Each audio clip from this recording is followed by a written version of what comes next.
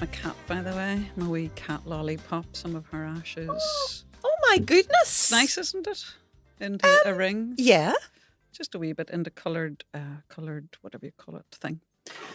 You can already see it. It's like a wee bit of grit. Got it made. Beautiful. That's amazing. I know, I like it. Yeah. Somebody said, are you going to get one for Mike? For everyone? No. Walking around jewellery all over you? Yeah. It's great, auntie. I'm so old. Second cousin. Pick that up, Deirdre. It's Grandad. Get my belly button pierced next week. Not telling you who it is. Where do you want this? Prince Albert ring? No. Anyway. Who do you want? Yes. Okay. Who do you do? All right, let's go. Hi. We're going to keep all that in. Hello. Welcome to Scundered. My name's Teresa Livingstone. This is a podcast about embarrassing stories. Hiya, Nuala. Have we started? We have started. Hello. I don't know. It's seamless rubbish here. It's so relaxed. We're so relaxed right here. It Yes. is. You're very welcome. I actually have a very nice introduction that I was going to read out about you before we started talking about jewellery. My guest today is an actor, a playwright, a comedian, a columnist, a presenter. She's the queen of funny women in Northern Ireland. It's Nuala McKeever. Thank you very much. You're That was welcome. probably relevant about 10 years ago, which is probably where you found it. No, it was off On the top of my head. No, Was I it? didn't go onto Wikipedia and go, who's this bird? My Wikipedia entry, somebody keeps going in and changing it, and I keep going in and changing it back, and somebody keeps going in and What are changing they changing it to? I'm not saying. Oh my Stuff that I keep taking out and somebody else keeps putting back in. I'm going, No who's doing it? way! Who bothers? Who would I ever don't know. do? I know that can happen, Yeah, and yeah. luckily I'm not well known enough to be anywhere near I was Wikipedia. shocked when somebody years ago said, and my brother-in-law back then said there's a journalist in Northern Ireland, like this is 15, 20 years ago, who is wants Northern Ireland people Yeah, pushed, but like who would have the energy to go and submit like To every Wikipedia this is to what start- teaches me everything that's online, somebody has put it there. Like every old Yeah. program, somebody has sat and recorded it on their TV to show it for us for free. the You see, there are a future lot of generations are going to want to very see generous people. this are episode very of Emmerdale. sad. Yeah, exactly. Anything you want. Anyway. Oh, I'm a where way were to we? look up your Wikipedia page. But why don't you? Do you ever feel like updating? That's a nice piece of revenge, actually. If somebody has irked you, in person or not, to go on and change their Wikipedia page. No, I'm not jealous or resentful. I don't hold grudges like that. Oh, that's good. No. Nuala, it's me that's changing your Wikipedia page. I'm sorry. Well, how No, did it's you not know? me. How did you know those things? No. Anyway. Anyway, what were we talking about just before there? We You were were just talking about introducing jewellery. me and how wonderful I was. And how wonderful you were. We were talking about names as well and Irish spellings of names. And I was recounting how my sister's name is incorrectly spelt, which I've told many times. I don't know. I'm starting a campaign now to get her to change her name to the correct spelling. Not Nuala. Not Nuala. My sister Shona. Oh, who's yes. spelled Shauna. Who spelled Shauna? I know. How But do these things happen? you think it's because in those days it might have been the dad well, who some of wandered on those- down to the registry office. and hadn't a clue. And But like genuinely, I mean, a lot of very like in the days before people could read and write, like going back decades and decades, or it depends where you live. Yeah. A few years ago, depends what part of Belfast you're from. Like between the priest, the registrar, the vicar, and the father, and they went, They're just that'll having a go." do there. We'll put that in there, you know. But it's the ones years ago I was signing way back when kids still wanted your autograph.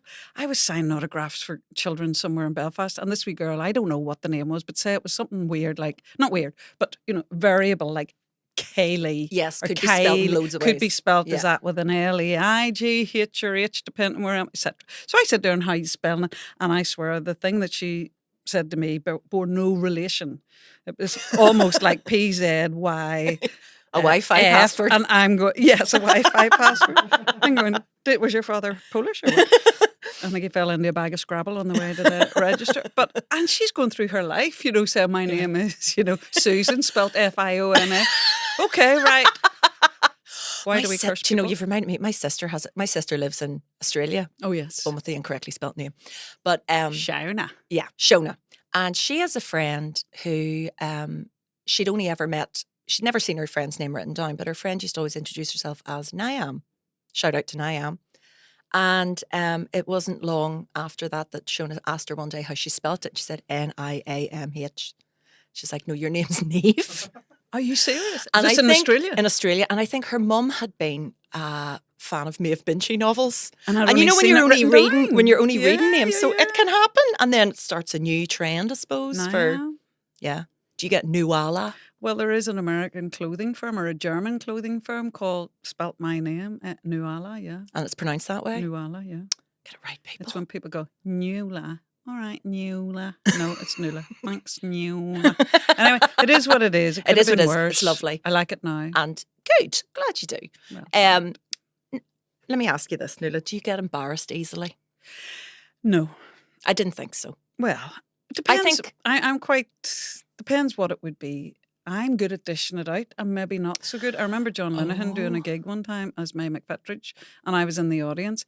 And my thinking brain knew that he was just picking on me because he saw somebody he recognised, and he did one of those jokes he would have had, like That you could apply to some. You could apply to anybody. Yeah. And basically it was a put down, she's only here because whatever. Yeah. Basically the point being she's crap at what she does. Right. And there was a bit of me knew and everybody laughed, but it really hurt. Yeah. Even though I knew it was just being, and he wouldn't even have remembered it. But it was a good Yeah. lesson. I thought, yeah, just be nice. Just be nice. I know. It's who's the butt of the joke, basically. Well, I It's- learned yeah. the hard way doing stand-up after a dinner for a bunch of very nice ladies down in Cultraw Oh, yeah. in the Culloden Hotel in the big suite one time, and they had this weird setup.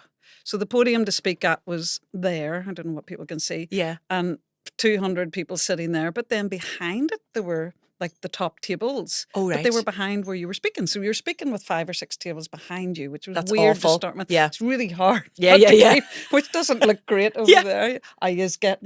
So I made a joke about how I was saying something about, but then as we all know, good taste and money don't always go hand in hand. If you don't believe me, just think about the Queen and I mentioned somebody local, Yeah. right? And she wasn't, to be fair, she was the wife of a politician. Uh-huh. And behind me, all I could hear was, oh, she's here, she's here, she's here. And this was near the start, and I had another 35, 40 minutes to go. Well, And now the that whole- I've won you over. well, the whole way I was just, my sphincter was going like Oh, this. no. So you're smiling. Have you ever had that where you're live and you have to keep Yeah. going? And then it's a fascinating process because your brain splits into all these Yeah, yeah, compartments yeah. and your one bit's going, oh my God, how'd I put-" And then Yeah. at the end they all went, no, she's not. Oh, for God's sake. But the relief, but it taught me a lesson. Like, Yeah. just be aware of saying anything about somebody. If clearly you wouldn't want to say it Yes. like everybody now just does it on the internet because Yeah. they would never say half I of would those think things. there's a rule that if you're making a joke about someone and if you'd be happy to say it to their face if they were there, then do it. I don't think, as long as you're not being mean or nasty, but there Well, might be a exactly. sort of like a gentle sort of sending up of somebody, or Exactly, especially yeah. if you're in the public eye and Yes, stuff exactly. like And I mean, the comedians, I watched a clip on the internet the other day from years ago. It must have been one of those Washington Press Corps nights where they have a dinner at the White that. House. Oh, the correspondence dinner. The correspondence yeah. dinner, probably. And it was that comedian guy whose name, it wasn't Jimmy Kimmel, it was one of those guys that does late night TV. Mm-hmm. But it's years ago. It must have been before Trump was elected. And Trump was sitting in the Seth audience. And Meyers. it was Seth Meyers. Yeah. He's roasting him. Yeah. No, he's really close to the bone. And Trump's sitting there with a big face tripping him.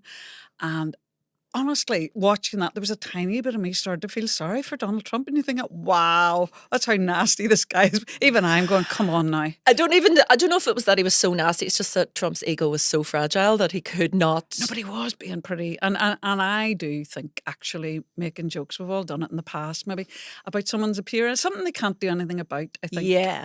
Yeah. Like the Ricky Gervais stuff where he walks that fine line. Yeah. It is a bit of a nightmare, which is why I never do it anymore. Well, I was going to ask you, because you've done so many different things, Nuala. Like, it is hard to sort of pigeonhole you as you are an actress or you are a comedian or whatever. Sometimes I shop at Sainsbury's, sometimes I go to Tesco. I've cannot pin me I can't. down. I have that all written down. And but what did you do first? Was it acting that you sort of started in? It was a complete fluke. I was at university at Queen's doing Spanish and English, very vocational, and I was vegetarian from 16 and very anti-blood sports, hunting, hair coursing, which was a thing that used to happen here. We got it stopped. My brother John started the Anti-Blood Sports Society at Queen's. Well, Right. actually, he didn't start it. We found that there had been an Anti-Blood Sports at Queen's, and either the president or somebody high up in it was someone called Bernadette Devlin. Oh, right. Cut to 30 years She's busy. later. 30 years later, we're down protesting at a greyhound hair coursing, and in comes a woman with 2 greyhounds in the car, and it was Bernadette McAliskey. Right. So I think that's all true. If it's not, sue me. Anyway, well, she might. she might. Who knows? No, she's sound. So I hung about. Yes, one of the guys, Michael McDowell, he was also, so it's like a Venn, we're needing a Venn This is how diagram you here. met. Yeah, so Yes. there's me here doing Worlds this, collided. vegetarian, Michael doing law, other people doing law. They did silly sketches. One of the guys, Damon, Yes. wall gang people, he fancied himself as a kind of, Woody Allen. Okay. In the comedy writing sense, not Yep. in the getting off with your stepdaughter sense. Although, who knows? I don't know No. what his predilections are in these days. I say nothing. So, we had this group called the Third World Society, raising money for Amnesty International to Oh help. God, I thought that was the comedy name group for a minute. No, that was the actual. That Well, was an back in actual the group. days when we called it the Third World. Yeah. And we started putting on comedy sketches, and I just went along. There were 15 of us. And one year, this very nice man from Edinburgh, when there was the Edinburgh Festival, Fringe Festival, and it was big then, there was maybe 10,000 acts, now there's 30,000 or Yeah. something. This man, Chris Richardson, he looked like the man from Del Monte, he wore a white suit. He invited us over from war-torn Belfast, presumably had heard about this little group. And we all tootled over there. It was absolutely ludicrous. I was in charge of costumes with Marty Reid, Uncle Andy, because we were handy with our hands. So we had 12 black bin bags full of costumes for a sketch show. And how many of you were in the group? About 15. Oh, right. And we all went over. Michael had an old family camper van, the thing you would pay fortunes for now, an old camper van, Volkswagen, which every time, I think when you indicated the wipers went, or when you did the wipers, the horn went, it was just a nightmare. Anyway, we went and we did sketches, and I can remember the first review, word for word, we ever got. Do you want me to tell you? Yes, please. Okay, it said, the show started pleasingly enough with a tableau of a tortured peasant. Unfortunately, then the torture was turned on the audience and we were forced to sit through seemingly interminable set changes for sketches that weren't very funny anyway. So we went, brilliant. Is that a 5-star?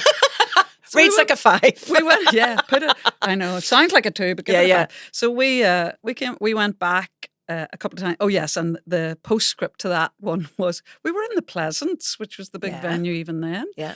We got every advantage. And one of our guys did the Irish thing of getting absolutely blocked and punched Chris Richardson and knocked him over a planter in the middle of the courtyard. So oh, right, okay. So you made yourselves known. Well, we repaid the kindness of the English within our time-honoured tradition. So we did sketches, and we met a group of Scottish guys who went on to be big on TV, not the Still Game, not those ones, but before that they became Bodgers or whatever they were called, but they were big names. Yeah. And they said, some of the writing's okay, bit of the acting's okay, most of it's crap. Lose the dead weights and focus it down. So that we came back, and there was this sort of what I would call a night of the long knives in the Empire Bar and Botanic, and everyone was called in. And I had there were 4 girls, and 2 of them really wanted to act. I had no thought about acting, really. I'd never acted. I was show off and all that, but I never acted. And I was the only girl that got kept. And I realised years later, when I was young, I was always, go away, you're a girl, you're too young, you're a girl. I wanted to be in the boys' gang. Yeah. And years later, I thought, wow, I got to be in the boys' gang. And you get into the boys' gang and you realise it's really boring because they're all boys. And they do that thing where they watch football and then they've just watched it and they say, did you see what he did? And they go, yeah, he took the ball and he did it. And you're going, yeah, mate, I was there. I just watched it with you. You don't need to tell me what just happened. Well, they just sort of hand facts across to each other like that, whereas we're more into the different whys sort of and the banter. all that. So that's how that started. So is that And what I honed it down to what became the Hole in the Wall gang? Yes, 5 of us, Very good. And we got... we did sketches in the group theatre, which was a wee theatre above the Ulster Hall at the back of it. And people paid money. Like, I feel like I need to go around single-handedly and actually give people their money back because some of those shows were rough. And the sketches, we did it all in English accents at first. It was all right, Ma. Yeah, we'd never heard any. Nobody. I was about to say Young, to you, there'd be nothing like that here. Nothing. So what they called alternative comedy. This is like the late 80s. Alternative comedy, Ben Elton, all that stuff was just hitting and the young ones. So that's what everybody heard. Yeah. Even in the South, there wasn't really very much. Yeah. So we kind of imitated them, and then we started doing it. And it's weird, doing it in your own voices. Yes. But then by definition, you write differently because we speak differently. Yes. It's a bugbear of mine when you read a script or you watch a film. Like even things that you see Northern Ireland actors in, like cop stuff or whatever, and they've got the actors saying, don't you want to come over? Don't you want to? And we don't speak. We say, do you not? Do you not want to come? Do you not want? You know, yeah. we sit, but I'm obsessed. I love language and I love words. And all I that. know what you mean. I've seen in some like, if there's writing for Northern Ireland character going, do one. Why don't you do one? I was like, I don't think I've ever heard anybody in Northern Ireland say do one to I'll anybody. do it now. Do one. No, exactly. The Do you know what I least mean? you can You're do sort is of like, go and study the vernacular of the way people talk. But Yeah. So that's how I got in. And then we were doing these wee sketches, and we were doing a sketch show in Newry. I mean, these are sort of time-honoured tales. And the legend is Marty Reid was sent to Newry to put posters up. It was pre-internet, obviously. So you had to go down literally with a bucket and paste and go around the walls. And then all the punk bands would come after you and put up all their outcast things. And then we'd put ours up. It was like a Facebook wall, but it just was in real life about this thick. So he was sent to Newry, and apparently, according to Marty, told us afterwards he didn't bother. He bucked all the posters in the Newry Canal and went and got blocked in the pub, as you do. So we turned up. There were 4 other things on that night. We were doing a show in some art centre. There was a ballet on, there was an opera on, there was a gig, a concert, and there is a rule in equity, apparently. If you're on stage, if there's fewer people in the audience than on the stage, you're allowed to give them their money back and the show's cancelled. So we were doing this wired up start to the show where we were pretending we'd only just woken up and we'd been rehearsing and we didn't realise it was live. You know, wow, that's great. So we were all hiding on the stage, and I was under some tarpaulin under a grand piano. So by definition, I had to be there about half an hour before the show started. Oh God! So I'm in there, like my legs dead asleep. I'm going, oh please don't let there be any audience. Like we were the least committed. My favourite words were shows being cancelled. I still feel a bit like that. Fear of going out, delight of missing out. Yeah, Domo, delight of missing out. So there was 5 of us and 4 in the audience, but the show went ahead. But as these things are, you never know. And I say you don't this know to who myself, those 4 were. Yeah, you ever do a thing and you're not just in the mood, and you think this could be the audience. Yeah. So in 2 of the 4 people in the audience were producers from the BBC. Oh, for goodness sake! And it was they who got us into doing sketch shows. The lads wrote sketches for a big TV show that was so avant-garde at the time called The Show. It was a big Friday night live TV show. They built this nightclub. They had Jerry Anderson. They had your man with the bad back. Was from this here. BBC Northern Ireland? Yes. Right? It was way ahead. It was like a UK network thing. Yeah. Very different. So, and the first one, sure, it was nearly taken off the air. The Berlin Wall came down, and the headline in the newsletter was "Show Must Go." Oh, right. You know, world events were happening. Heavy rain. That was another one. It was either that or it was something, just the parochial nature of journalism here. I think it was the Berlin Wall came down, or somebody was, you know, assassinated, and the headline in the newsletter was "Heavy Rain Lashes Ulster."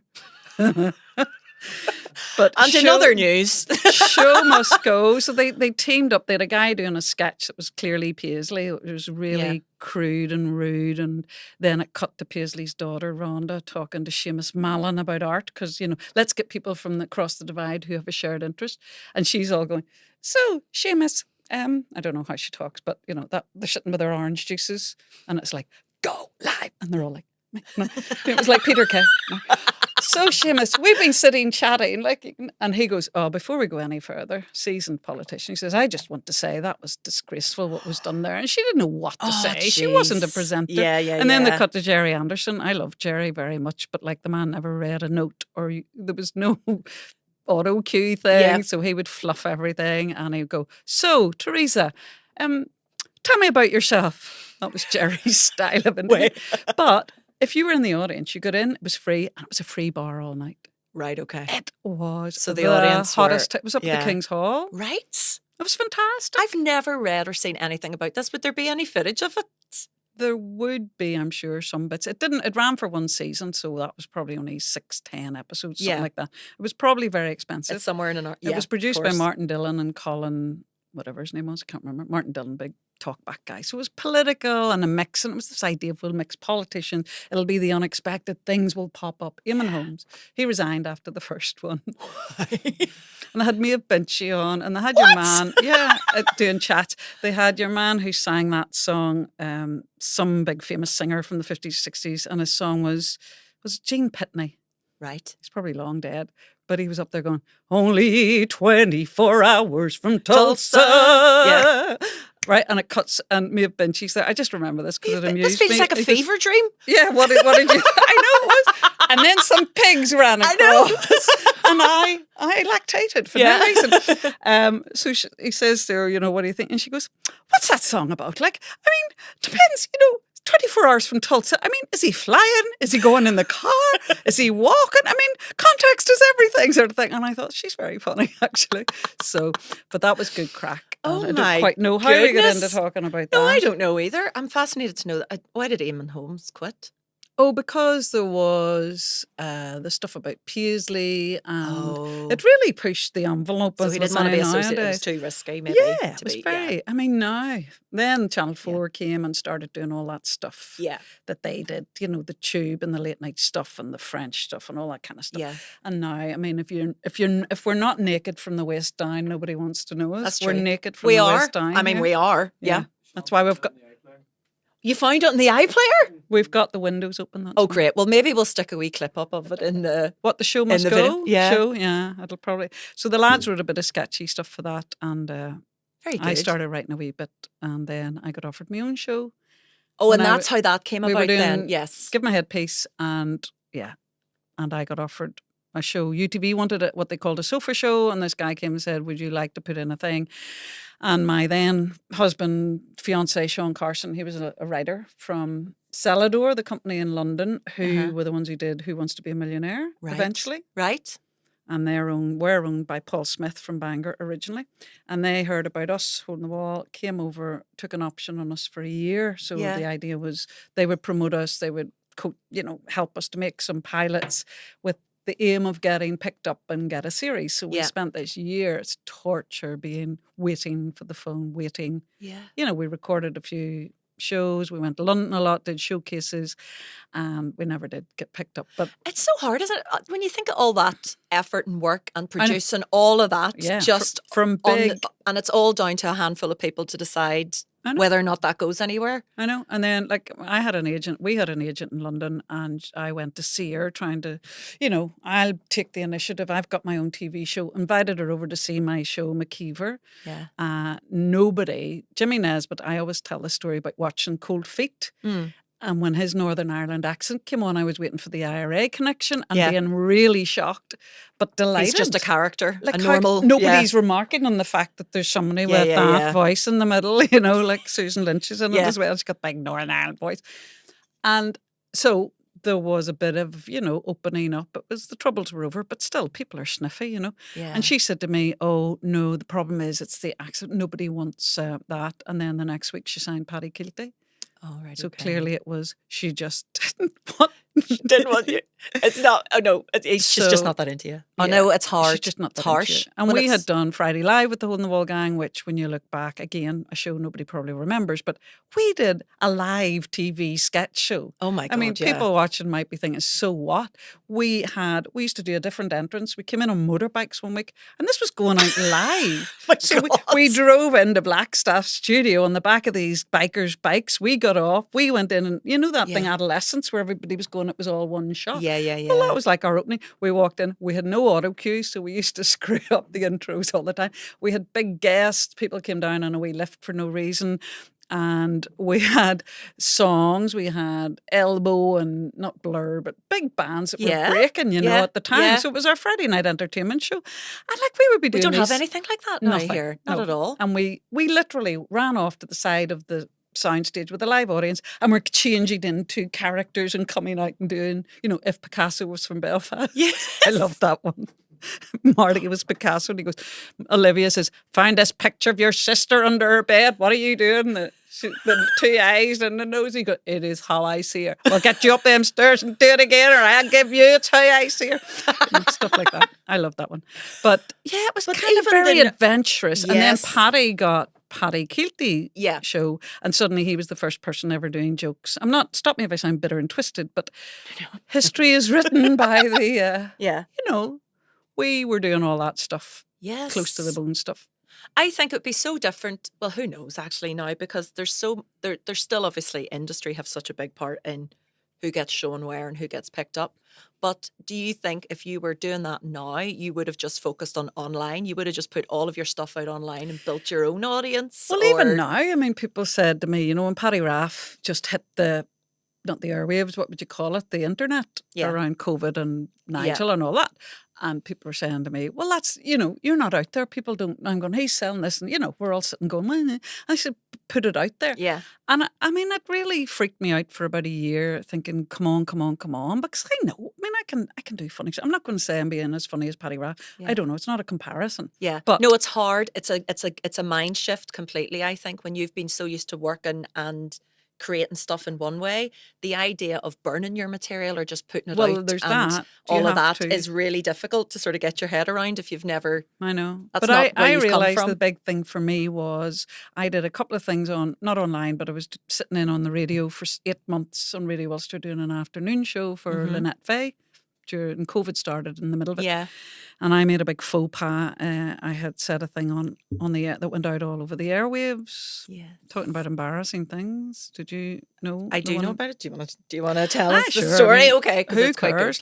So the show was starting at 3:00. The Radio Ulster News was going out. I'm in the studio and the studio producer, the producer of the programme, who was standing in because it was a bank holiday, so it was a long show, it was 2 hours. The normal producer wasn't there, and the studio technician, the person doing the broadcast technician, was there.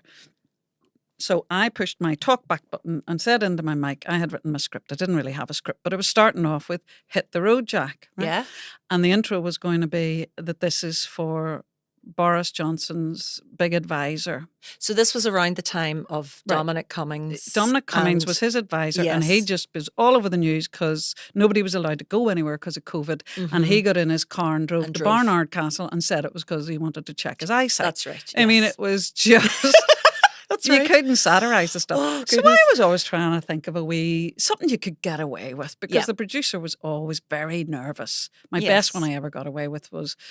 the rule on the McKeever show was if it can be explained in a non-rude way, then it's okay, with a double entendre. But as long as it's not a single entendre, as long as you can sort of say there's a double meaning. My favourite one that I got away with was when Carrie Simons, Boris Johnson's partner, had a baby, and I said, "Oh, they've had a baby, so congratulations to Boris and his tiny Johnson."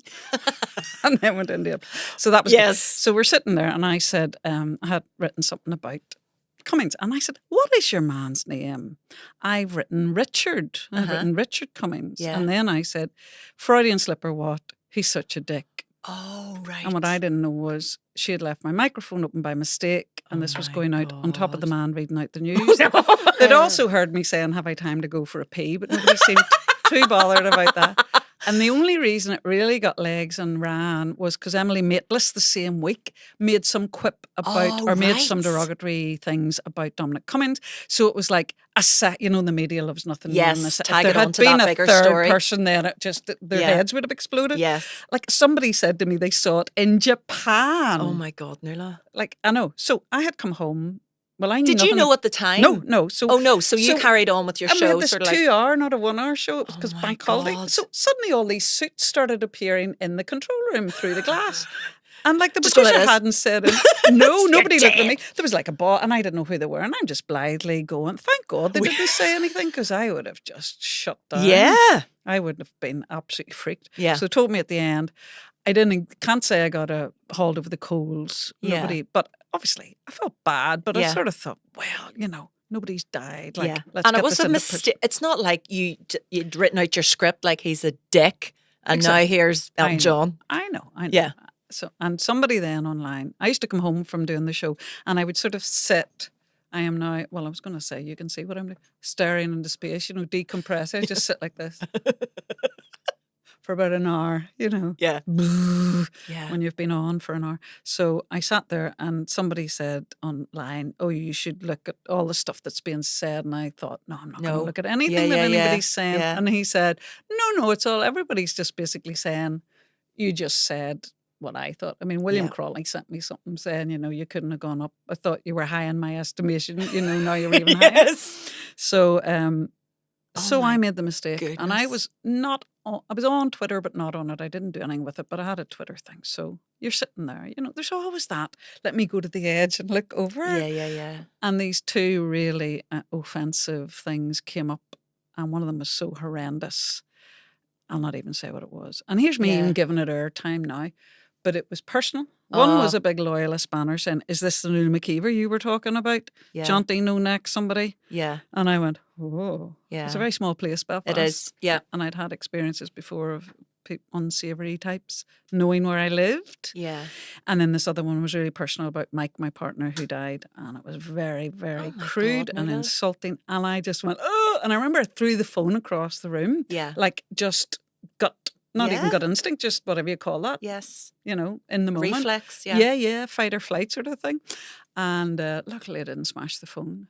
And it was just, it sounds stupid, but and everybody says, "Oh, I never read this and I never read." And that's where I got to the bottom of the whole Paddy Raff thing. Why am I not? I thought, I can't handle it. I can't handle reading "You're as funny as cancer" or, I know. And the fact is, some people are going to like it and some people aren't. But the way people just feel obliged now. That they can say that they're protected to say whatever they want. Nasty stuff. And I'm too sensitive to I it, get basically. that. And that's why I'd rather hire a theatre and charge people lots of money to come and see me. Yeah, exactly. And do it politely. Punch them in the face if they get a step out of line in front of you. Exactly. But no, I get it, because I think when you put yourself out there, especially in sort of when you're writing your own things and when it is personal and it's it is baby. you. Yeah. So you're being very vulnerable by putting, and even if it's funny or it's a song or whatever it is, and whether it's online or not or said, it's like it's being said to your face. It invades your space in some way just from reading it. You're sitting in your home reading it. I can't imagine. I'm lucky nobody knows who I am. Well, I'm not inviting bad comments, but that's not true. it's not. But the double-edged sword is. I mean, I'm sure with this, you maybe. Yeah. I mean, you're going to get a lot. But yes, imagine if you looked down a comment of this and it said, "F away off your crap" or something personal about your appearance. If it was, it's inadequate little morons, and we know, and you know that with your head, but it's not about your head. So I just made peace with that, and I thought, you know what? You don't want to do that, fine, and live with the consequences. You're not going to have that big fame, and you're not going to have that big thing. But other stuff has come up for me, and I am very happy, happy where I am. Your stage plays, can I just say, I saw. So Nuala, just to rewind a wee bit, we know each other more so online and messages and I know, being in the same sphere. Oh God, we'll not get into the Livingstones. They know everybody, but they do know your family. But I have to say, I started sort of messing around with the idea of doing comedy in around 2013. Right. And I think it was only a year or two after that I went to see the Ulster Sutra that you were in with Caroline Curran, and I think, was it Andrea Montgomery? She directed it. We wrote it in her and Anthony. And I honest to God, my sister and I, my Nuala sister and I went to see it in the Opera House, and we were laughing so hard. And I'm so used. There's a lot of good stage shows in Northern Ireland and comedy and stuff, but there's a lot of what I call theatre laughs, where people are like, yeah, or people are laughing at stuff, and I'm like, this would never get a laugh anywhere else other than here. Yeah. But we were crying with laughter. We were laughing so hard, and I was like, this is amazing, because it was basically, you were talking about sex in people's attitudes to sex in Northern Ireland, and using the Kama Sutra. The Kama Sutra, and we had these big life-size puppets. The puppets and we had and everything. Puppets, and was it in the Opera House? Yes, because that was the second or third outing of it. And I had some running stuff. And Anthony Toner, who's Andrea's husband now, he had written songs. And it was a really, and people said it's so different for Northern Ireland. And I don't know why we don't do it again. Oh, really. I would love you to do it again. It was so good. The songs were amazing. The whole thing was fun. But even the fact that you were operating puppets at the same time as well. There was I remember there being nuns. Wasn't there something about the nuns doing the sex education? I did. That was a stand-up I had written years ago about Sister Psychotica. No, girls. Please bring it back. It was brilliant. Yeah. But where was I going with that? You had seen in 2013 and you were thinking of doing comedy. And that's and I was sort of like this, there aren't very many female funny people out and about doing, you just didn't see it that often. Yeah. So it really does. I mean, one thing, exactly, like I would have said Victoria Wood was brilliant. But Victoria Wood, I thought you had to do comedy, be a little bit northern and whatever you say, and that accent's kind of funny, and now. So everything I'd known about you was all very much comedy and performance and stuff like that. And then when I saw your play In the Window, Oh, In the Window. Thank you for getting the It name right. was- It's usually Through the Window. oh really? It's In the Window. That was another one that sort of blew me away. Wow, And good. the fact that you'd written it obviously, and I went along thinking it was going to be a kind of funny, I didn't know a anything about it. monologue-y stand-up-y thing. Yeah. Yeah. And the fact that you were playing, was it like 2 or 3 characters at least you had in 4. that? 4. Mhm. It was brilliant. And that's gone everywhere. Haven't you taken that like Yes, I did it for a month in toured Edinburgh. it around? Oh, I you did it in Edinburgh as I well? did it on my own, in Edinburgh for a month, and then off the back of that, I was invited to India, to Mumbai, not Mumbai, Mumbai. Okay. Wait, those of us in the know say Mumbai, and I did a week there as part of a solo show festival. Yeah. And then one of the guys I was sharing the flat with runs a little festival in his theatre in America, in the United States, in Kansas City. So I went there, and then I went there a second time. So yeah, it has been well travelled, and I brought it back again this year. Like, You're still doing it? many years after, right? Yeah. I know when I wrote it, I was 48, and I made Margaret 49 because I thought 49 is a good age. You're on the cusp of Yep. getting old, and but you're still hopeful because she's a sad, depressed woman. But things turn out okay-ish. And then when I did it this year, she's still 49, and Yeah. I had turned 60. Can you believe it? I know. Take a know. moment to go. No, I Can you actually believe? can't. If you don't look at this bit here, just look. We'll here. fix this in Hi. post. Yeah, go on. Yes, a bit of blurring. So I made her 51, I think, this time because I thought I can't. Oh, get did away. you? Yeah. You would get away with 49. Oh, no problem. Off. I would not. I would. I'll tell you anyway. what, as nobody knows what a 49-year-old woman really looks like, so Well, you there's could say whatever that. you are. Yeah. So that was good. Yes, and I've had great. I loved bringing it back because it's a lovely piece and the characters are lovely. And it was just like meeting them all again, like at the Yeah. end, because there's Margaret and then there's this big Scottish policeman, Big Yeah. Mac. And all these women go, oh, he's lovely. And I go, I know. And it's me acting it. Yes. Like. And it's because, so going back to like when you're talking about, putting yourself out there and everything, you're still doing that in a very real way. You really are, because you've written it. It's your baby, like you say.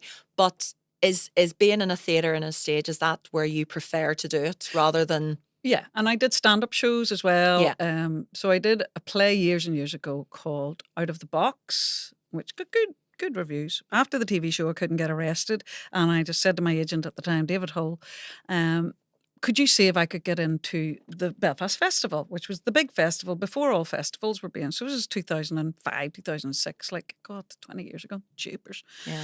Anyway, so he phoned me one day. I was over in Conswater, God knows why, shopping centre. We had filmed over there, and I had gone over to look at some of the clothes or something. And I remember I was standing, it was like 4 o'clock in the afternoon, and I must have been doing groceries because I had a shopping basket. And I'll never forget, I got this call from David saying the Belfast Festival will take your thing. And I said, oh, fantastic, And he said, but they need the blurb and all that, the information for it, like today. And I'm thinking afterwards, who does that? But that's the way it always happens. And I said, oh, right. And I said, I haven't actually written it yet. And he said, yeah, but you just need to tell him, like, what's it called? And I said, I don't know. I haven't got a name. And he said, well, what's it about? And I said, I don't know. I haven't got an idea. And I literally went home. And as I always say, when the big deadline looms, Yeah. all the self-doubt has to take a back Yeah. seat. And it's hot, and you're just going, You gotta do it. blah, blah, blah, and you go, that's crap. And it doesn't matter. And years later, my friend Robert said to me one time, when you're worried about, do I do this, do I do that, which way? He said, I think in general, just pick one and do it because it'll probably be fine. Yeah. And that's what my new piece is all about, very much about why we don't trust our gut and why we silence it. And we're all very disconnected from, we're all really Trusting got your this own- intelligence inside Yeah. and we're not brought up to listen to it. We really do, but we're brought up in we all want everything to be right. And the Yeah. actual power we have it and we don't realise we're so disconnected. So I did it and I called that In the Window, and then I did a 2-hander thing called Belongings, which was kind of prompted by the Iris Robinson scandal, the sex Yes. scandal. And then I did a 4-hander thing for a Christmas show for a theatre at the Mill, which was all right. And then I did, I wrote a wee 2-hander thing and did it at a festival just as a reading. It'd be more like a radio play. And then I wrote a new piece. Oh, then I did In the Window, and that was the one that was really nice. Took it to Edinburgh. And when you do a show, when you do a play 30 days in a row with one day off, you learn it like a Hail Mary, as we say. Learn that like a Hail Mary. I didn't even do the full Edinburgh. I did Edinburgh for the did. first time last year. That's right. And I after about 5 days, I was like, I'm done. I've no stamina whatsoever to be performing every day. And I lost my voice by the end of it. I just wasn't looking after But you were myself probably properly. partying as well, were you? I was not. No. If I'd gone to Edinburgh, that's what I said 20 years ago, I would have done that. But no, my show was in the afternoon. I know, and it I'd be really like, buggers up your day. Yeah. So I would do my show. So you do I'd be nothing out all flyering morning. all morning. No, I would be Oh, out you'd be flyering out trying to doing get that. people in. Yeah. And Then you perform. and then perform, and then I'd maybe go and try and see something, and then I'd be shattered and go home. And I might have had the odd glass of wine, but I know, I but you was don't realise how much it wrecked. takes out of you. Oh my goodness! Absolutely. I Yeah. got to the point where I realised, and I was living away over in the meadows, across the Yeah, meadows, yeah, yeah. Marchmount. And I was a good 35-minute walk Just back. getting in and out. And by the time you'd gone home and made something, or whatever, the thought of going back, I Yeah. did bugger all. I did Edinburgh the year after Mike had died. My partner Mike died in 2013, and I was still very grievy Yes. and all that at the time. But it was great in that it got me away. And then I wrote a new play a few years ago. I was commissioned to write a thing, and I wrote a play called Truth, Lover, Promise. Yes, I saw that one too. Oh, you saw that Very one too? good. Again, Yes. very different, but yeah. So I can just to get it back to embarrassing stories. I was going to say, we haven't really been scundered very much. Can I tell you an embarrassing story about me? It's not quite live. Just when you were talking about live TV, right? This is a story this is nothing comedy related. This is Okay. just me being an idiot in real life. Okay. When I was living in Edinburgh, about 15 years ago, I used to love Question Time, right? So I'd watch Question Time on TV. Yeah. I don't really watch it anymore. I can't stand it. But I used to really enjoy it. And I loved when somebody in the audience sort of got, like was able to call Pin somebody up, somebody. pin somebody on the Yeah, panel yeah, down, yeah. right? And so I used to get a real kick out of watching it. And then I saw the audience, the Question Time was coming to Edinburgh, and the audience just had to email and whatever. So emailed, I had nothing to do. I didn't have many friends at the time. I was like looking for a social life. And so ended up going to the Question Time live recording, right? Now, the way it happens is, spoiler, they record it as if it's live, but it's not. So they'll record it like at about 5 o'clock in the evening, and then they'll put it out that night at like 10 o'clock, 11 o'clock. So we were all filing in. We don't know who's going to be on the panel or anything like that. And you're asked in advance of going to submit questions. So you know the way David Dimbleby, when he presented, absolutely. he used to pick out, we now have Teresa the from lady so-and-so. on the red jacket. Yes, right. So I submitted a question, and this was around the time, so this was 2010. I think there was something to do with Afghanistan or Iraq. There was something, I can't quite remember what policy the, sort of thing. So that was the big ticket issue, and everybody was asking the same questions. And then they said, right, when you get there on the night, because the news changes obviously very quickly, submit another question, something that's really relevant to today.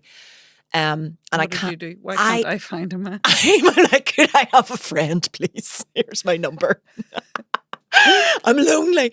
So I was just so, I think mine was something about, there was a bill being put forward for gay marriage or equal rights. Yes, something yes. like that. It was around that, and there was a big debate happening. And we all sat down in the audience, and David Dimbleby came out and he said, right, this is what we're going to do. We've already picked the people who are going to ask questions, but once that's been asked and the panel responds, you're allowed to put your hand up, and I will indicate to you, if I'm coming to you next, I'll nod at you. You'll see me nod at you. So keep your hand up, because I'm going to come back to you and say, Just even the if lady, it wasn't your question. even if it wasn't your question, you can ask a question. You can Okay. get something in. Yeah, So yeah, I was like, follow it on. here we go. And I was like, getting ready to be on camera, because I was like, I'm asking a question no matter what. And so they said, right, we're going to start. So the first question was about gay marriage, right? And it wasn't my question, it was some other gentleman. And there was a Daily Mail journalist on the panel whose name I can't remember, which was god off, really, what To I mean. the right of Genghis Khan, as they Yeah, say. yeah, like really, really awful. And I think Marcus Brigstock, the comedian, was on that Funny week enough, as well. he was on our live show in the BBC. I was going to mention It's not when funny. He was setting out, yes. He was on it, and he was speaking really well, and he Yeah, was yeah. giving a very measured response to, of course, I believe there should be equality of marriage rights, all that. Then your woman from the Daily Mail started, and she was spouting all this rubbish, right? And she was like, a church is for a man and a woman and blah, blah, blah. And so I was like, here I go, right? Here I come to save the day. So I put my hand up. Good for you. And David Dimbleby did the nod, looked at me, and I was like, this is it. Right, I'm going. And then he went, right, we're going to come to the audience now with comments. So the lady in the green. And I suddenly just got so. Do you ever see the people in Question Time who get too nervous and they run away with themselves and they're like, and another thing.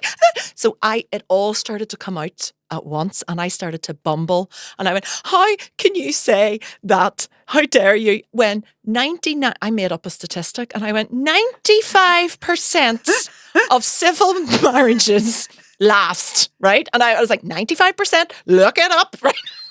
Right. Just spouting absolute with the authority shit. of the moron. Yes. And I was like, huh? Right now, and she was really like, what? And somebody else in the panel, who I believe was like a Labour peer, like somebody Yes. in the House of Lords, he just went, sorry, did you just make that up? And I went, yes. Right. David Dimbleby went, we're just going to take another comment now. And they moved the camera away from me, and I was just, Oh my God, I'm if so I could have embarrassed for taken you. myself out of the studio and just kicked myself in the head, I was just like, and What were you going to ask? Had you got a sensible hadn't- question? I didn't even have a question. I thought I was going to put her in her place. And I went, 99 or 95% You get that of shaky thing, don't yeah, you? Where you absolutely. Think, I'm gonna. But it was. Do you remember what I was saying earlier about learning to trust yourself? And that's what's missing. Sometimes I need to know. Oh, for God's sake. It is so scundered for you. This has happened twice. It's the God saying, yes, that really was the worst. I'll just Stick put that. it back up. I'll put that It there. looks classy with the No, I'll just put it down. It's not going to. Well, that's something. There's another trip to IKEA for me. Sorting that out. So, have you got shares and blue tie? This happened with Mickey Bartlett as well. I'm not saying that there's a sort of a temporary feel about this. What are you talking about? When your signs, is that permanent? This is how my blue house tack? is decorated at home as well. Just blue Thermal- tack and thermal sellotape tack. everywhere. What? Sorry? Buildings kept together. This is the whole building. Well, Yes. I couldn't top. Do you that. have second-hand embarrassment now? Thunder. I do. I'm sitting. Do you Just ever do where you're that? like, You're sitting there, but they cut that out. Did Yeah, they did. They so didn't it's use not, it's No, not- they didn't He's use busy it. googling to go. Is that on? No, it's not there. I went home. I worst went home ones. and I was like watching it that night. Just Had like, you had a few free wines? no, I was by myself. And I mean, there was a woman next to It's me. like there's a Gary Larson, cartoonist, does this strip called The Far Side. Oh, right, Best no. cartoons ever. It's this one sums that up. It's this an orchestra and the guy standing and the caption says, "This time I won't mess it. I won't screw up." Yeah. And he's got one cymbal in this hand, but he doesn't have a cymbal in the other. He's got, "This time I won't screw up." The stuff is so No, that's sweet. me. That Yeah. is. This time I'll put her to I'm going to put her in her place. It was the fact that the Oh. nice Labour man was like, did you just make that up? And I went, yes, I did. Thank you. Just like, if it helps, I'll be shooting myself outside later. It has comedy value. Oh, well, yeah. So I'm sorry they didn't show it. It's yeah. at that time when there's sometimes when something happens and you think this is going to be very funny. I Most wasn't things at you're that just going, stage. I'm dead. I'm Now dead. I would be like that. Yeah. Everything that happens to me, like if there's things I Everything's don't want to go material. to, I'll be like, well, look, if it goes wrong, this is going to be a good story. Or there's going to be some material in this. But no, this was pre that when I was just like, why does this always happen to me? And did you meet somebody nice? In Edinburgh, no, I had a terrible time. But I Well, my I scu- did. my I met scun- somebody nice here, so it came home. Oh, you did, of Yeah, course. yeah. My Scundered Miss story Teresa. isn't quite as well. It wasn't yours. Wasn't on network TV in the end. But No. Mine It could have been. probably up there in the sense of yes, I want to crawl away and die now. Do you want me to tell you? Please do. The reason Yes. I'm here. Well, we need to go back many years. So I had been given this TV show, McKeever, Yes. and I was writing it with my now husband, Sean Carson. We Mm-hmm. were living together. Well, married or not married, but anyway, we were together. And it was Easter. It was Good Friday. And way back then, all the pubs shut on Good Friday. I don't know if they didn't open at all in the evening or if they shut early. But anyway, we were writing together in the house. And the whole thing was we were going to go out for our dinner to this very nice Italian restaurant in Botanic, which is now that hotel. No, I don't know what it is. It was called Antica Roma. Oh, yes. Do you remember? Yes, it I was remember like that, yeah. the same gorgeous Italian men that set up Speranza and Villa Italia and all those Yeah. ones. They came over here. And so this was the upmarket version. To be fair, the food wasn't that much different in my experience, but Yeah. it was more expensive and it was a classy place. So that's where you went. So we had booked to go there and we had no drink in the house. Mm-hmm. We both liked to drink a lot, as in to drink a lot, and we both liked doing it. We Yeah. both liked it a lot and we liked to drink a lot of volume. So we headed out and got ticket up and we got our writing done. We're feeling really great and we're going to go for a big night out. We're in a restaurant. We can stay all night, don't have to leave early. We get a taxi home at 1 o'clock or whatever it is. So we get there. We have our pre-dinner drinks. I don't know. I probably had something. He had a G&T and I would have had something elegant like pint of Carlsberg, which was my want. I was the only person I knew after dinner would have a pint of Carlsberg. After dinner? Yeah, after the wine, I'd go back on and I never drank pints till we went to Edinburgh. There was 23 people in the group. And if you go up the order around, and I was on halves. For 23 people? At one point, there was 23 people in the round, and this guy said, "I'll have a." I remember this. This guy said, "I'll have a port," and I went, "A port?" And I went Winston up to the guy Churchill's and joined said, the group. "Can I have a port?" And he said, "Do you want this or that?" And I did, like I said earlier, I just said yes. Yeah. And like equivalent now would be the one port was something like 24 quid equivalent of now, and I was a poor student. Anyway, so I'd got on. I thought, I'm keeping up with the lads here. I'm going to start drinking pints, which I sort of hate the look of a pint. It's like a big pot of soup or something. It's just so huge. But the more you drink, the more capacity you have. So anyway, we're after dinner. We've had our G&Ts. We've had our red wine. And we're settling in. And Sean really liked this brandy called Calvados. Mm-hmm. Is it French? Is it Spanish? It sounds Spanish, but I think it might be French. I think it might be French, It's apple brandy anyway. And it is. It's very nice.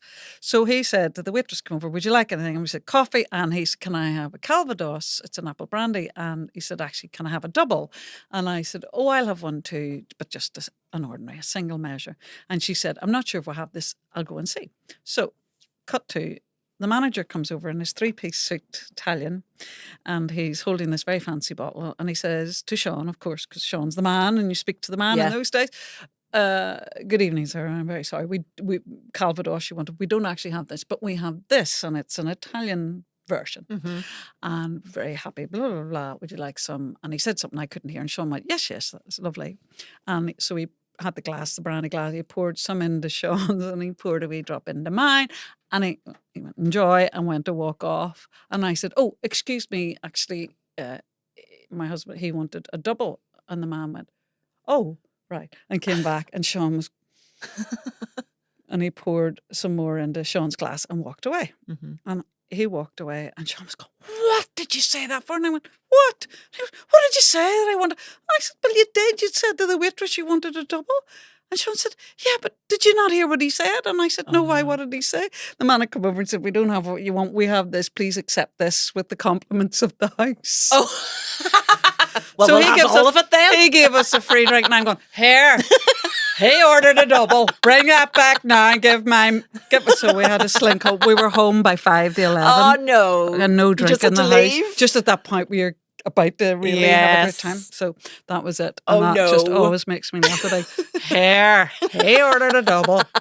Scundered. That is exactly scundered. I know, and you just sound like that. I'm going to ask you some would you rathers, Nuala. Okay. The answer is yes to all of them. Well, you can't say yes to all of them. You have to pick one, right? Okay. So these are embarrassing situations, and it's which one would you rather? Are these totally ludicrous? Yes, they are stupid. Okay. So this is like that. What is that, Ricky Gervais? Extras, where the girl used to say, "Would you rather be, down a hole with a dwarf?" That's exactly it. That's exactly it. Okay. Would you rather have the face of a pensioner but the body of a 20? I don't like this one. I'm not going to do that one. That's stupid. No, that sounds like my life. All right. Okay. The face of a pensioner but the body of a 20-year-old, or the body of a pensioner and the face of a 20-year-old? Are they the same person? Yeah, you're the same person. I'll have the face of the pensioner, and I'll go out with somebody with the body of a 20. Okay, I have got the face of I am a pensioner, and I have the body of a 20-year-old Calvados, slightly pickled and going darker with age. No, I don't know. I don't know. I like your compromise. Well, I have the face of a pensioner already, and it's not that bad. I do. You do not quite. I'm not getting my pension yet, but you know what I mean. Pensioners are hot and with it. Yeah. It's I wouldn't mind the body of a bloody 20-year-old. I tell you that everything's going, bits are getting sore and flipping ache. Anyway, I'm the same. I'm the same. Walking, I know. You see, this is the thing. Now we're not exercising anymore to lose weight. It's to stay strong. That's what somebody said to me. It's to survive another year. What's another year? It's a lot, mate. It's actually a bonus at this point. Okay, would you rather be able to only be able to whisper or only be able to shout? As in not talk. Yeah. So if you want to communicate at all, would you rather only be able to speak like this? Or only be able, so I mean, if you, my family, basically it's like they're all like, we'd only be able to shout because we're very loud. Would you rather be just a whisperer or a shouter? I think I would whisper. Oh, Because no. you have a chance of being slightly sexy and subtle, But you see, I find Do it that creepy. to me again. I really like that. Is just not going to work. I mean, Jesus do Christ. it to me again. That's just as, that's creeping me out. No, I'm sorry. exactly. No, I think So there's me in bed, face of an 80-year-old, body of a 20-year-old going, here, I ordered a double. Get you down there and do it again. And he's going, I chose the other one. I love that the whisper's the posher accent as well. It's like, would you mind? I have this really funny. It's quite hard. It's hard to whisper in a course accent. Here. Excuse me. No, It that is doesn't hard. work. That's I funny. remember once being stuck in a car in traffic with my mum. This is maybe like the late 90s when after the when Good traffic Friday was agreement. traffic. When traffic was traffic. We were stuck going from Donegal into Derry to the shops one day, and there was a massive tailback, and the Radio Ulster people turned up because there was basically a bomb scare in the city, and there hadn't been one for forever and a day. But they were so my mum was in the car just like, for God's sake, Jesus Christ, like just giving off non-stop, right? Because we've been sat there for like an hour not moving. And this guy came up and he was like interviewing people in their cars just for the news. So he tapped the window and he went, would you mind giving us a wee interview for Radio Ulster? My mum went, yes, no problem, no, of course. And so it's like 4 minutes before that, she'd been like, for fuck's sake! And then she went, well, I think it's absolutely dreadful. It's taking us back to the dark days. We were all sitting in the back going, who's this? I don't know who you are, but get out of my this mother's body. It was so funny. And then like the window went back up. She's like, Jesus Christ. Started all over again. But yeah, sorry, that's what that made me think. I would whisper. You would whisper? Mhm. Okay. These are And good. the last one. Okay. Would you rather only be able to communicate via emojis or only be able to communicate via slang words? Oh, slang words. Words of any sort over Rather than pictures. emojis? Oh, yeah.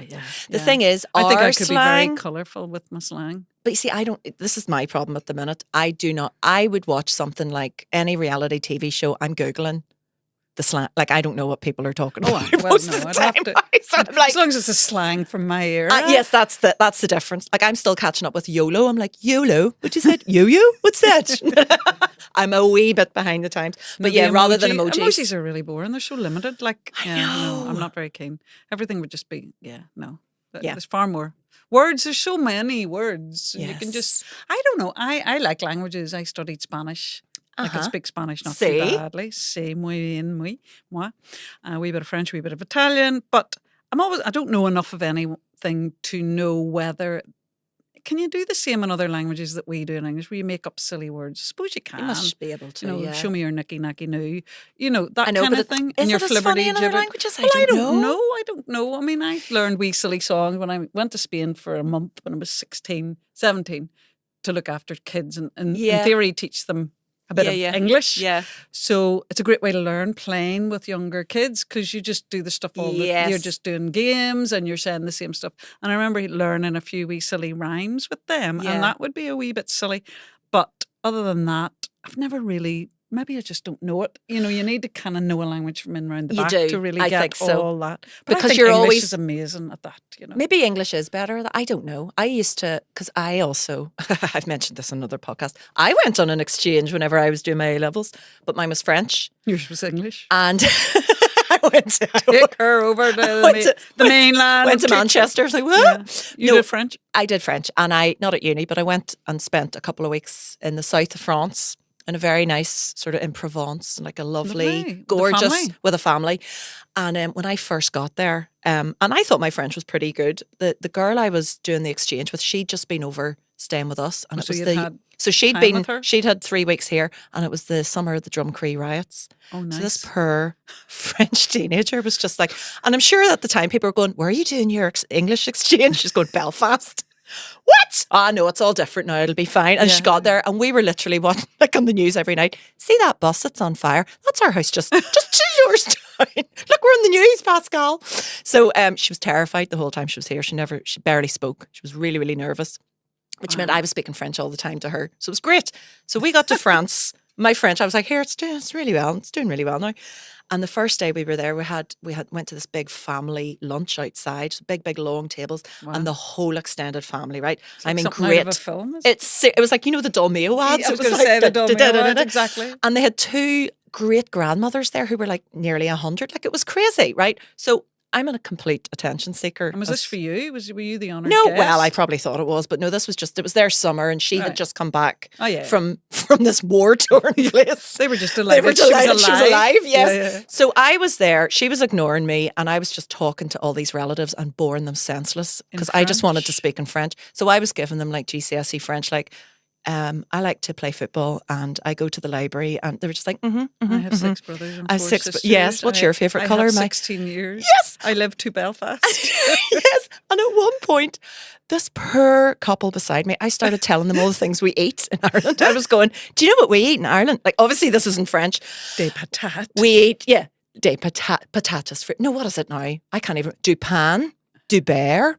And I was listing all the things that we eat on bread, right? So they were just like, and I said at one point, yes, and I said at one point, and on the bread we like to eat butter and jam. And I said what I thought was the French for jam, and I said les préservatifs, right? And that was the first time people stopped and listened to me and went, what are you eating on bread? And I went, les préservatifs, which means condoms, right? So these old elderly people all started to pay attention. And because I got attention, I really leant into it. I was like, yes, raspberry condoms, strawberry condoms, seedless, non-seedless. And they get stuck around your teeth. You have to pick them out. You swallow My mum makes her own, you know. And I was and they all were, and then Pascal was just, shut up. So yes, I never got further than A level. Foreign language one. I had a similar one with a male friend in Spain. I did a year out, and my comb had gone missing. I said I need to buy a comb, and it was in the town village. The city's called Logroño in La Rioja, the big wine region. Yeah, it's a big university town, so it's lovely wee streets and all that. I'm sure it's still like that. So there was this little. They had all those old-fashioned shops, like a wee haberdashery type of shop, you know, all that bits and bobs sort of a shop. And there was a red comb right there. And I went, oh, I have to get a comb. And I said to him, what's the word for comb? It's whatever. I can't remember. There's peigne and peigne, right? Okay. So I went in. There were 2 little old ladies, and they were serving somebody. And I waited and waited. And finally, one of them said, yes, can I help you? And I said, yes, I'd like to buy a cock, and in Spanish. And she went, sorry? And I went, yes, the big red one. On holiday. The big red one in the window. And I look out and he's standing out there killing himself laughing. That's so easy. Nothing means anything when it's in a foreign language. I know. Right. Well, listen, I've got that image in my head now that I'm going to leave with. I walked out with a big red one in my hand and a big reddener on my face. Nuala, thank you so much. Thank you. For coming and telling me all that. De nada. I'm better at Spanish. Merci. Follow Nuala online, find her, and go and see. You're working on a new play. Tell me where go I find am. her. Yes, I am. You're working on a new play. From the Lyric to write something new, and I'm writing a TV. I'm working on a TV series as well. Oh my goodness! I know. We never even got to talk about that. We buried the lead on that one. Okay. We'll have to come back sometime when I've got some funny stories. Okay.